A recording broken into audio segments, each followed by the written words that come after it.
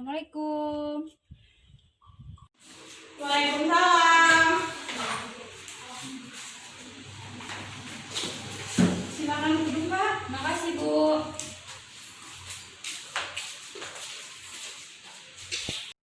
Assalamualaikum warahmatullahi wabarakatuh. Waalaikumsalam warahmatullahi wabarakatuh. Sebelumnya saya akan memperkenalkan diri dulu ya, Mbak ya. Perkenalkan, nama saya Ismi Cahyani. Saya di sini sebagai konselor. Kalau boleh tahu, nama Mbak siapa ya? Perkenalkan, nama saya Rizky. Asalnya dari mana, Mbak? Saya asalnya dari Branti. Oh, dari Branti. Tadi kesini naik apa? Kebetulan saya tadi nge-grab ya, Mbak, ke sini. Mbak, kalau boleh tahu, berapa saudara ya? Saya anak kedua dari 3 bersaudara. Yang anak yang pertama itu laki atau perempuan, Mbak? Kebetulan kakak saya tuh laki-laki. Yang adiknya? Adiknya cewek. Mau begitu.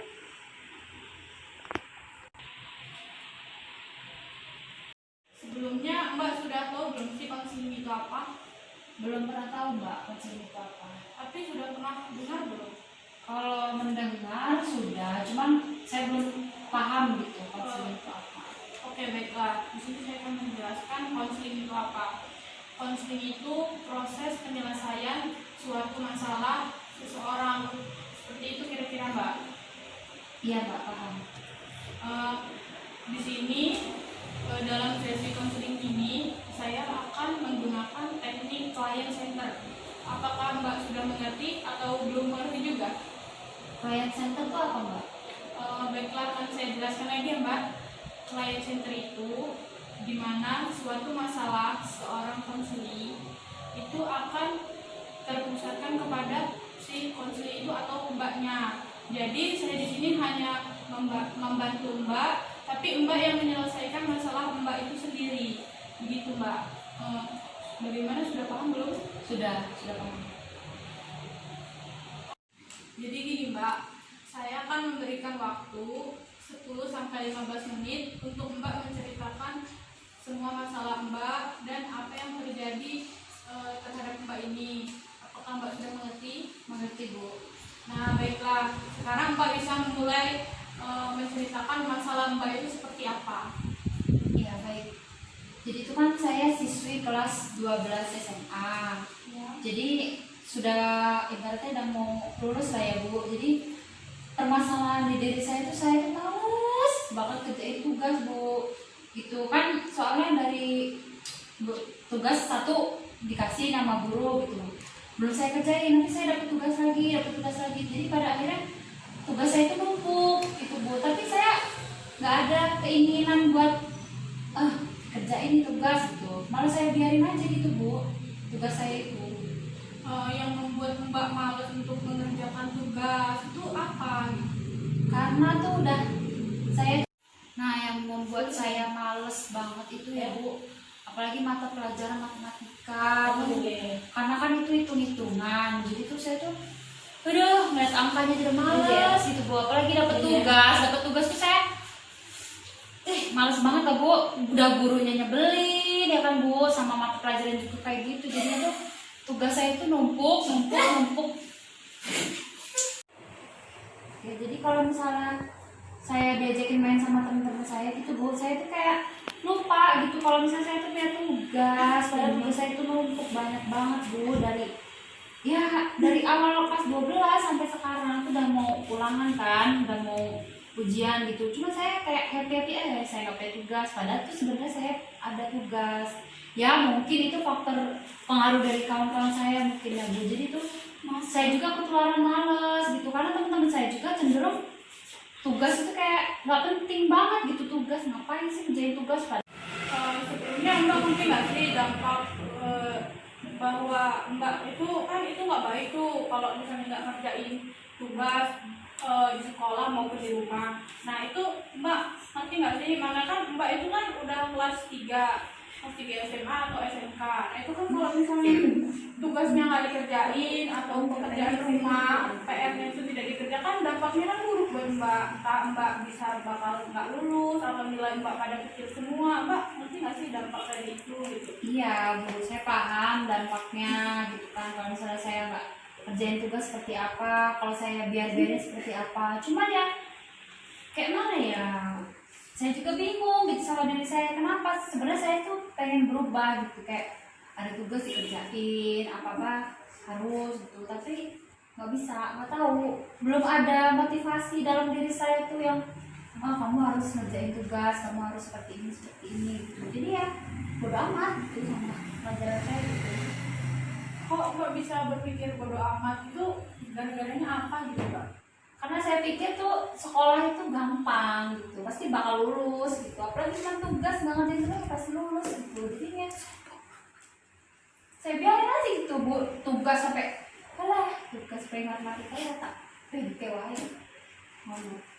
Kenapa kayaknya kalau saya lihat dari cerita mbak ini, mbak dominan lebih tidak suka pelajaran matematika itu apa karena mbak tidak suka mata pelajarannya atau gurunya? Nah, jadinya itu makanya bisa saya bilang ini tuh karena kalau misalnya ngajar gitu ya Bu, dia itu kayak deket-deket gitu, kayak ini nak gini, tapi itu deket-deket ya, saya kan berisik gitu ya, jadinya saya nggak nyambung aja sama pelajaran dia gitu Bu. Jadi yang saya udah males liat gurunya, apalagi sama pelajarannya gitu Bu. Jadi ya udah enak lah gitu, udah males, udah amat gitu Bu. Saya ngerasanya tuh udah alah gampang lah gitu, nilai yang bisa dibeli gitu. Gitu Bu. Jadi masalah mbak sudah diceritakan semua belum pada saya? Kalau sejauh ini sudah ya Bu, karena emang permasalahan di diri saya cuma itu, males ngerjain PR gitu. Saya lebih suka tuh main daripada tugas-tugas saya gitu. Saya udah amat gitu sama tugas. Oke, baiklah kalau begitu kita tutup saja ya mbak sesi konseling ini. Baik Bu.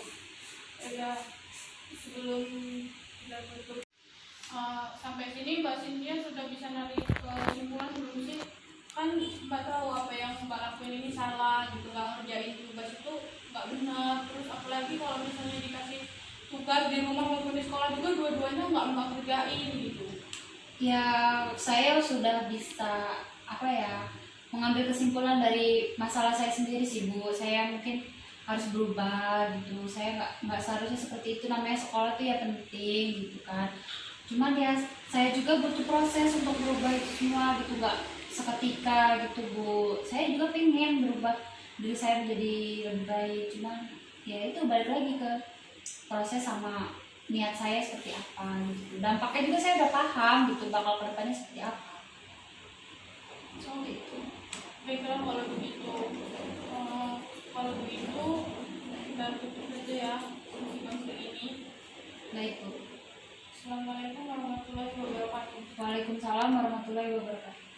Saya tuh males mengerjakan tugas atau PR gitu loh Bu. Jadi tuh kalau misalnya ada tugas atau ada pekerjaan rumah gitu, saya kayak males gitu buat ngerjainnya gitu. Padahal itu penting gitu buat tugas saya, buat nilai saya, tapi itu saya nggak ada niatan buat mengerjakan tugas tersebut gitu.